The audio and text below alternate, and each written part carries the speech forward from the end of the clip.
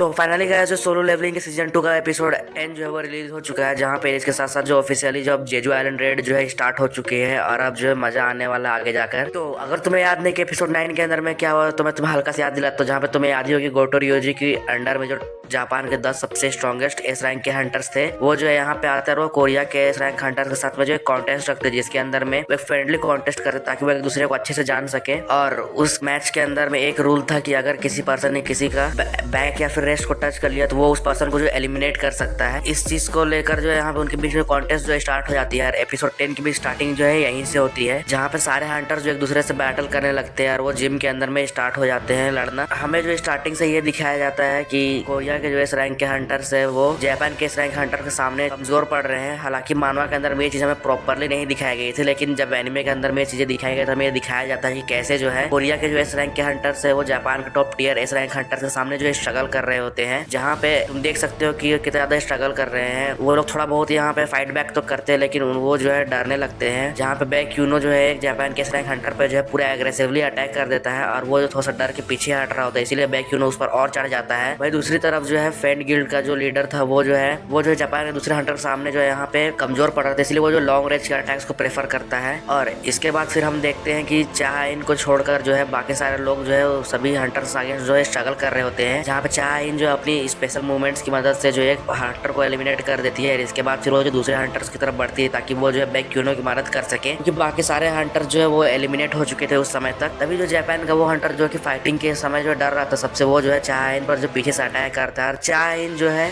रिफ्लेक्सिवली जो है उस पर जो है बहुत तगड़े अटैक्स कर देती है, जिसकी वजह से जो है उससे जो है बहुत अच्छी खासी चोट लगती है और वो बहुत ज्यादा गुस्सा हो जाता है। और जैसे ही जो है वो हंटर गुस्सा होता है वो जो है ब्रेजर्क मोड के अंदर में चला जाता है और चाइन पर जो अंधाधुन अटैक करने लगता है। और एक टाइम के बाद जो है चाइन जो है उसके पावर्स के थ्रू जो ओवरवेल्म हो जाती है और वो जो कुछ कर नहीं पाती है। जब लग रहा था कि वो जो हंटर चाइन को जो है डैमेज कर देगा, जिनू वहाँ पे आता है और एक अटैक के अंदर में जो उसे रोक लेता है। और जैसे वो हंटर जो है आउट ऑफ कंट्रोल होने लगता है वो तुरंत उसे जमीन में पटक के जो शांत कर देता है। और जैसे ही जो है गोटो रियोजी ये देखता है उसे जो डाउट होने लगता है क्या संग जिनू अभी भी जो एक मेज टाइप का हंटर है या नहीं। और इस चीज का जो है वो पता करने के लिए संग जिनू को जो एक बार रिमैच के लिए यहाँ पे चैलेंज करता है। और जिनू जो है ये अपॉर्चुनिटी सुनते ही जो है उसे समझ में आ जाता है कि उसे जो है अपने पावर टेस्ट करने का मौका मिल गया है कि जो पावर जो डीमन कैसल के अंदर में वहाँ पे अचीव की थी। तो इसलिए जो वो है गोटो रियोजी को यहाँ पे चैलेंज कर देता है, लेकिन वो कंडीशन रखता है कि अगर गोटो रियोजी ऑल आउट अगर जाएगा तभी जो उस बैटल में पार्ट लेगा। और ये कहकर वो जो है हल्का से स्माइल करता है। ये देखकर गोटो रियोजी जो है पागल हो जाता है गुस्से से। और इसके बाद फिर दोनों के बीच जो है रिमैच स्टार्ट हो जाता है, जहाँ पे दोनों जो है लड़ते लड़ते जो है बहुत ज्यादा सीरियस हो जाते हैं, क्योंकि जैसे जैसे जिनू जो है गोटो रियोजी के अटैक्स को जो डॉज कर रहा था, गोटो रियोजी जो है बहुत ज्यादा गुस्सा होते हुए जा रहा था और लास्ट में जो है वो गिव अप कर देता है कि वो जो फ्रेंडली मैच होगा और वो जो है संग जिनू को एलिमिनेट करने की कोशिश करता है अपने फुल पावर का इस्तेमाल करके। फाइट के दौरान जो है गोटो रियोजी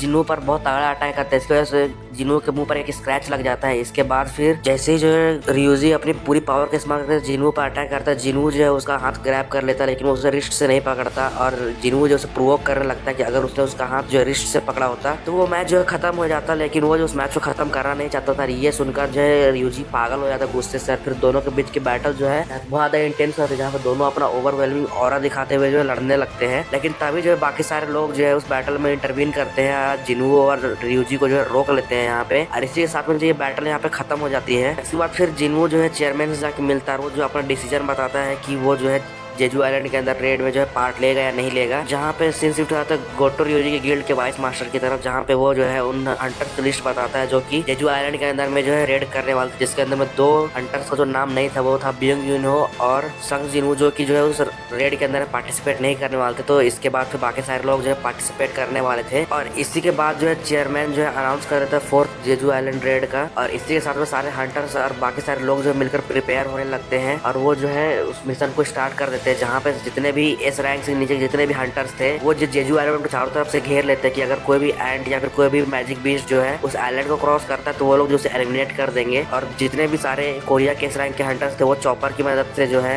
उस आइलैंड की तरफ जाते हैं, और जितने भी जापान के एस रैंक के हंटर्स थे वो जो आइलैंड के चारों तरफ से घेर लेते हैं और वो जो अपने माना का जो इस्तेमाल करते हैं ताकि वो जो है एंड्स को अट्रैक्ट कर सके। और वो लोग जो है जैमिंग सिग्नल से यूज करते हैं ताकि वो जो है एंड्स से कम्युनिकेशन को भी रोक सके। और कोरिया के एस रैंक के हंटर्स का टारगेट था कि उन्हें जो है 1 घंटे के अंदर में एंड क्वीन को जो है मारना है। और इसके बाद फिर हम देखते हैं इसके बाद जैसे ही जो है रेड स्टार्ट होती है, जापान के हंटर जो अपनी मैजिक पावर का इस्तेमाल करके जो है एंड्स को अपनी ओर अट्रैक्ट करने लगते हैं, और इसकी वजह से बहुत सारे एंड्स जो है अपने बिल से बाहर आ जाते हैं। ये देखकर जो है चॉय जोंग हिन अपने चॉपर के पीछे का गेट खोलने कहता है। इसके बाद फिर वो जो है अपने फायर अटैक्स की मदद से उन एंड्स को जो है मारने लगता है बहुत बुरी तरीके से। इसके बाद जैसे ही वो लोग जो है एंड्स के नेस्ट के अंदर पहुंचते हैं, चॉय जोंग हिन जो है उसके एंट्री को जो है सील कर देता है फायर मैजिक की मदद से। इसके बाद फिर वो जो है केव के अंदर बढ़ने लगते हैं जहाँ पे वो उस जगह को एक्सप्लोर करते हैं। और जैसे सारे हंटर्स जो है नेस्ट के अंदर पहुंचते हैं बहुत सारे अंडे देखते हैं एंड्स के, और उसके अंदर जो बहुत बड़ा सा एग था, और ये जो एग था वो जो बैरू का एग था जो कि कुछ समय पहले ही जो है हैच हुआ था। और ये जो एग था ये बैरू का एग था जो कि कोरिया के जो हंटर्स के आने से कुछ समय पहले ही जो हैच हुआ था, और वो जो है यहाँ पे एंटर करके जो वहाँ से चला जाता है। और जैसे ही जो है वो सारे लोग जो इस एग को देखते हैं वो लोग जो शॉक्ड हो जाते हैं कि कोई जो यहाँ पे एंट बहुत पावरफुल एंट जो है उनके बीच में आने वाला है। लेकिन वो लोग उन सभी चीजों को छोड़कर जो है एंड क्वीन को ढूंढने लग जाते हैं। इसके बाद जो सीन सीधा शिफ्ट हो जाता है जापान के एस रैंक के हंटर्स की तरफ, जहाँ पे वो लोग जो है प्रॉपरली जो है